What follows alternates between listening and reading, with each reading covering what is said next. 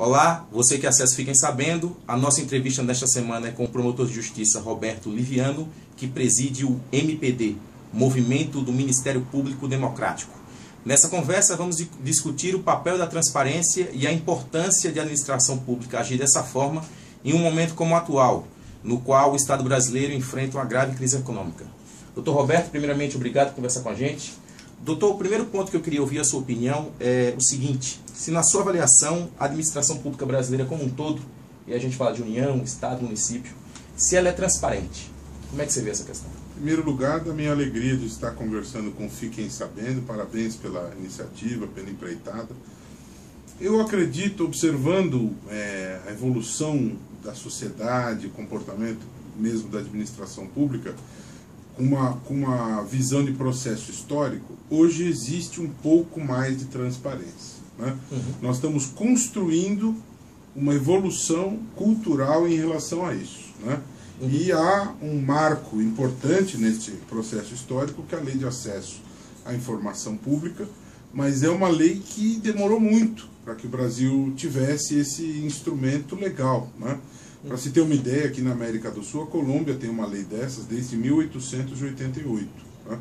Então é óbvio que com a aprovação desta lei, que nos traz uma nova cultura, uma nova percepção, o tempo de assimilação desta lei é um tempo longo, né? Nós começamos a observar que segmentos da administração pública vão nesta direção da transparência, mas eu não me aventuraria a afirmar que existe uma transparência total e absoluta no país. Não existe. Nós estamos nos dirigindo para isto, né? Nós precisamos cada vez ter mais transparência. Precisamos radicalizar em relação à transparência.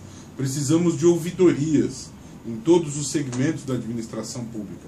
Precisamos da luz solar, que sem sombra de dúvida é mesmo o melhor desinfetante. Estamos no caminho, mas estamos no começo do caminho. Nós precisamos de muito ainda para termos um grau de transparência que nos permita afirmar que existe este valor como um valor fundamental da administração pública. Até porque, analisando o processo histórico do país, né, doutor Roberto, a tônica foi o segredo durante muito tempo, né? Você falou que se demorou para aprovar uma lei como é a Lei 12.527. A gente teve a Constituição em 1988 que garantiu esse direito à informação, e uma regulamentação em 2011, demorou demais, né? Você comparou. Então, para o segredo deixar de ser a tônica, não basta uma lei, não é uma mudança cultural mesmo, né? A gente tem que ir caminhando. Sociedade e administração pública. Muitas pessoas ainda acreditam nesta ideia do segredo e acreditam naquela frase que se popularizou de quem detém informação detém poder, né? Então, para quebrar esses paradigmas, essa quebra ela não acontece de um momento para o outro. São conquistas de gerações, de mudar a cultura do segredo para a cultura da transparência. Se a gente for observar, voltando mais no tempo, com a era iluminista, no século XVIII, é que nós tivemos esta transição do segredo como regra para a ideia inicial da transparência. E o Brasil ele entra atrasado nesta cruzada, como eu mencionei. Só para você ter uma ideia, a Suécia, por exemplo, onde se noticiou recentemente que 4 presídios foram desativados por falta de criminosos, e também se noticiou que a Suécia recusou o convite para sediar Olimpíadas, para fazer moradias para pobres. A Suécia tem uma lei de acesso à informação desde 1766. Talvez isso nos permita entender diferenças que há entre a Suécia e o Brasil, como, por exemplo, a questão de que na Suécia, se alguém diz "você sabe com quem está falando", a pessoa vai para a cadeia. No Brasil, no Rio de Janeiro, quando uma agente de trânsito enquadrou um juiz, ela disse para o juiz que ele era juiz, mas não era Deus. A resposta do Estado brasileiro foi uma indenização para quem disse a frase. Na Suécia, quem diz a frase vai para a cadeia. Isso é grande. Agora, quanto à atuação da administração pública em si, doutor, queria ouvir tua opinião sobre isso também. Na sua avaliação, essa questão da transparência, quanto mais transparente, você acredita nisso também, que quanto mais transparente, menor a chance da administração pública errar? Você acredita que a administração pública às vezes age de forma tão transparente, acaba fazendo coisas que depois tem que reparar lá na frente? Você acredita também nisso, que a transparência corre junto com essa questão da competência do Estado, do setor público que age de forma correta? Quanto mais transparência você tem, mais você joga a luz, mais você ilumina os procedimentos E isto é uma alavanca para a eficiência.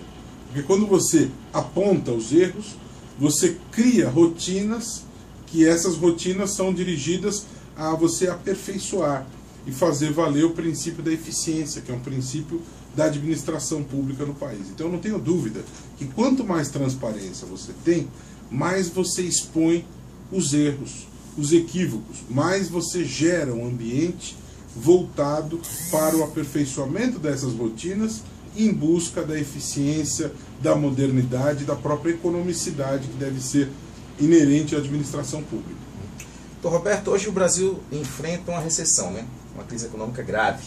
E algumas medidas que o governo agora está deixando de adotar foram tomadas lá atrás, de uma forma como anúncios de governo, era preço de gasolina que estava controlado, alguma conta de luz que foi baixado o valor, e várias medidas que hoje têm que ser abandonadas porque o efeito não foi nada bom para a economia.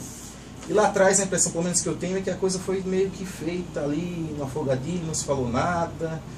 Parece que é um Estado que conversa muito com o Congresso Nacional, conversa muito pouco com a gente.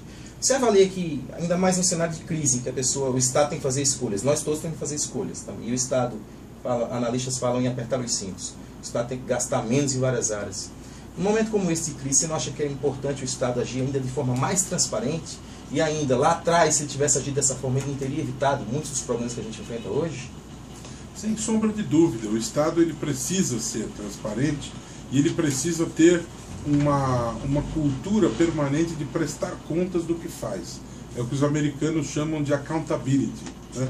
E é algo que ainda está em construção por aqui, porque muitas vezes se confunde a ideia da publicidade com a ideia do proselitismo, de ficar usando os instrumentos e as verbas públicas para a autopromoção. O Ministério Público processa muitos administradores por desrespeitarem esse princípio da impessoalidade, usar dinheiro público para fazer autopropaganda. O que é necessário é que haja uma transparência efetiva, um compromisso com a accountability, de mostrar tudo o que está ocorrendo, de ter lealdade com os cidadãos. Muitas vezes falta lealdade. O MPD tem uma campanha forte aí na questão do combate à corrupção, né? É uma bandeira de vocês.